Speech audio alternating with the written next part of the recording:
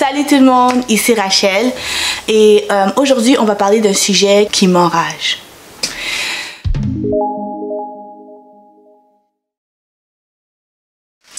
Salut, ici c'est Rachel, la doula Rachel, c'est ma chaîne, on parle de grossesse, on parle d'accouchement informé, d'accouchement positif, de maternité et de tout ce qui a trait à l'épanouissement de la femme à l'extérieur de la maternité aussi. Aujourd'hui je voulais vraiment vous présenter quelque chose d'extrêmement important et spécialement dans la communauté en tant que femme noire.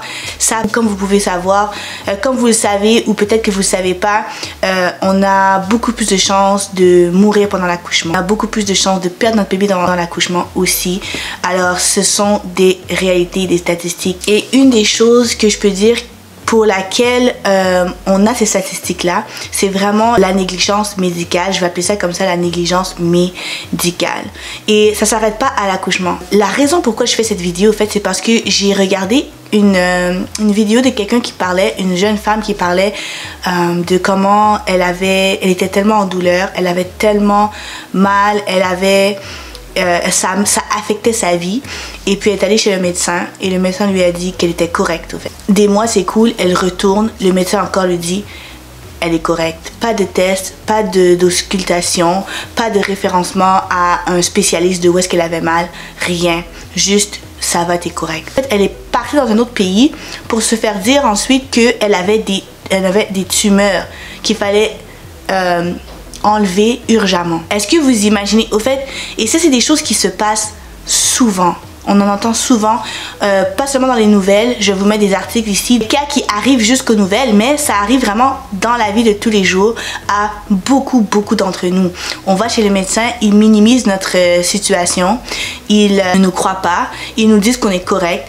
Et vraiment, dans cette vidéo, je vais vous partager 3 choses que vous pouvez faire pour vous protéger, parce que en fin de journée, c'est vraiment notre responsabilité de nous protéger. C'est votre responsabilité de vous protéger. Si quelqu'un ne vous croit pas, c'est votre responsabilité de croire à votre intuition. Alors ça, c'est la première chose. Il faut vraiment croire à son intuition. Il faut se croire. Ce que vous expérimentez n'est pas vrai. Ok, ça c'est la première chose. Il faut vous croire. Maintenant, une fois que vous vous croyez, vous allez prendre ces 2 prochaines étapes qui sont numéro 2, vous pouvez prendre une deuxième opinion. Un médecin, c'est pas le début et la fin. Ce sont des personnes, ils ont leurs expériences, ils ont leur mentalité, ils ont leur philosophie, ils ont toutes ces choses au fait qui font qu'ils peuvent être faillibles. C'est pas parce qu'un médecin vous dit quelque chose que c'est vrai, d'accord? Alors, vous pouvez prendre une deuxième opinion. Comme la fille que vous avez vue, que je viens de vous parler, elle est allée dans un autre pays, un médecin lui a fait les tests et elle avait une tumeur. D'accord? En tout cas, ça m'enrage parce que je sais que ça arrive souvent. Et vraiment, en tout cas, alors, croyez-vous.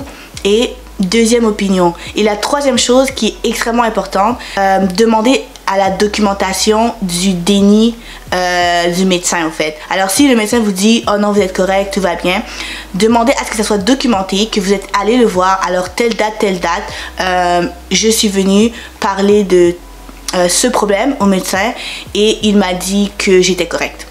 Et que ça soit écrit dans votre dossier médical. Et ça, je vous dis que ça les fait agir.